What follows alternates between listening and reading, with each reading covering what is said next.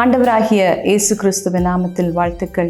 இந்த நேரத்திலும் கூட நம்முடைய தியானத்திற்கென்று தெரிந்து கொண்ட வேத பகுதி, அதற்கு சாமுவேல், கர்த்தருடைய சத்தத்திற்கு கீழ்ப்படுகிறதை பார்க்கிலும் சர்வாங்க தகனங்களும் பலிகளும் கர்த்தருக்கு பிரியமாயிருக்குமோ?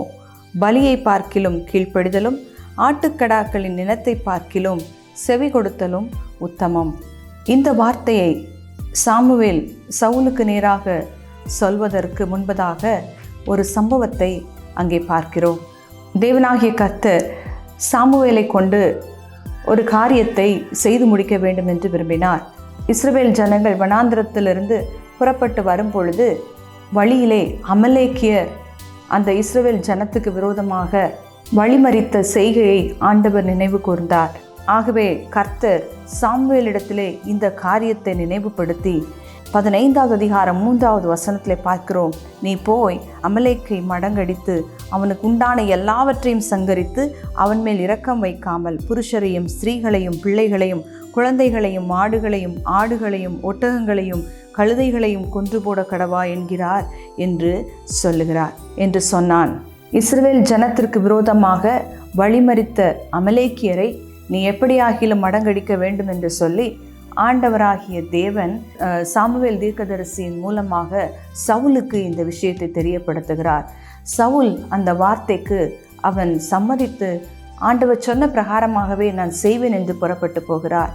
அங்கே யுத்த களத்திலே யுத்தம் முடிந்த பின்பதாக அவன் திரும்பி வரும் பொழுது ஒரு காரியத்தை அவன் செய்து விடுகிறான்.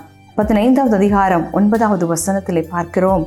சவுலும் ஜனங்களும் ஆகாகையும் ஆடு மாடுகளில் முதல் தரமானவைகளையும் இரண்டாம் தரமானவைகளையும் ஆட்டுக்குட்டிகளையும் நலமான எல்லாவற்றையும் அழித்து போட மனதில்லாமல் தப்ப வைத்து அற்பமானவைகளும் உதவாதவைகளுமான சகல வஸ்துக்களையும் முற்றிலும் அழித்து போட்டான் என்று சொல்லி நாம் பார்க்கிறோம்.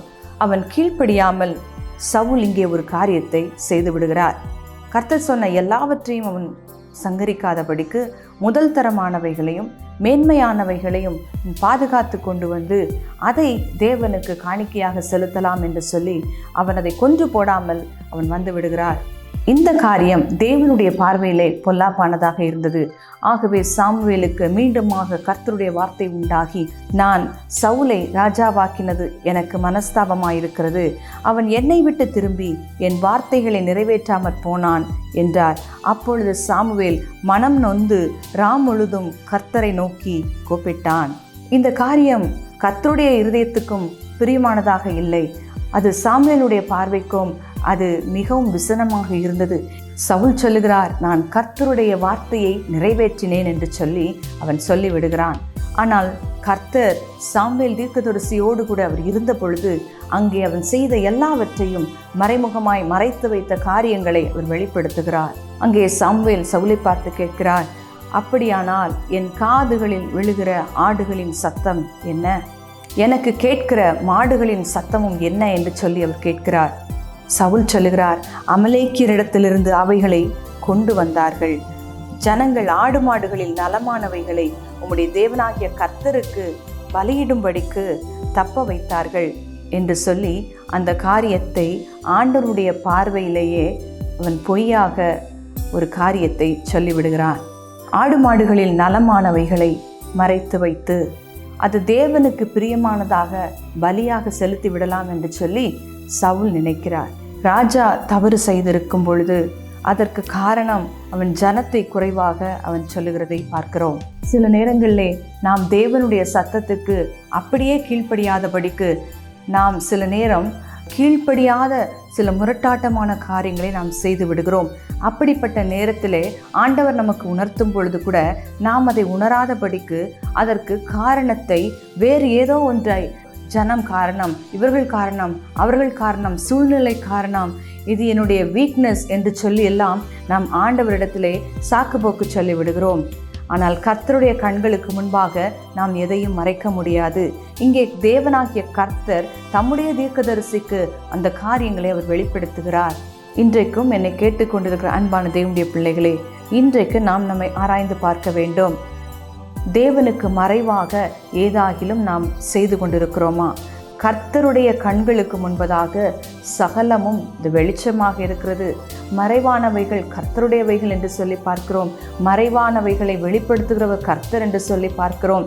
ஆகவே இந்த நாளிலே கர்த்தருக்கு பிரியமில்லாத எந்த காரியமானாலும் ஒருவேளை தவறாக நாம் செய்திருப்போமானால் இந்த நாளிலேயே கர்த்தரிடத்திலே நாம் மனம் திரும்ப வேண்டும். இது கிருபையின் நாள். இது கிருபை நாட்களிலும் காலங்களிலும் வாழ்ந்து கொண்டிருக்கிறோம். தேவனுடைய வருகை சமீபமாக இருக்கிறது. ஆகவே இந்த நாட்களிலே நீங்கள் கர்த்தருக்கு பிரியமாக இருக்க விரும்புகிற ஒவ்வொருவரும் நம்மை நாம் யோசித்து பார்த்து, நான் கர்த்தருக்காக இதை சாதிக்கிறேன், நான் கர்த்தருக்காக என்னால் இப்படியெல்லாம் சாதனை செய்ய முடியும் என்று சொல்லி நாம் பெருமையாக பேசினாலும் சில நேரத்திலே சாதாரண ஒரு காரியத்தை செய்ய சொல்லுவார். ஆனால் அந்த காரியத்திற்கோ நம்மால் கீழ்ப்படிய முடிகிறதா? மேன்மையான பலிகளெல்லாம் நாம் செலுத்தி விடலாம். ஆனால் சாதாரணமான கீழ்ப்படிதல் இன்றைக்கு நம்மிடத்திலே காணப்படுகிறதா? இன்றைக்கு நாம் அதை பற்றி யோசித்து பார்ப்போம். வாலிபர்களாக இருந்தாலும் சரி, வயோதிபர்களாக இருந்தாலும் சரி, நாம் இந்த காரியத்திலே தேவன் எல்லாரிடத்திலும் ஒரே விதமான பதிலை தான் எதிர்பார்க்கிறார். பலியை பார்க்கிலும் கீழ்ப்படிதலே உத்தமம். ஆனால் இன்றைக்கு தேவனுடைய சத்தத்துக்கு செவி கொடுங்கள். அவர் செய்ய சொன்ன காரியத்தை, அவர் உங்களிடத்திலே அவர் கேட்டுக்கொண்ட காரியத்தை, உங்களை கொண்டு அவர் செய்ய விரும்புகிற காரியத்தை செய்வதற்கு நீங்கள் உங்களை ஒப்புக்கொடுங்கள், கீழ்ப்படியுங்கள். கர்த்தர் மேன்மையான ஆசீர்வாதத்தை நமக்கு தருவார். கர்த்தர் தாமே உங்களை ஆசீர்வதிப்பாராக.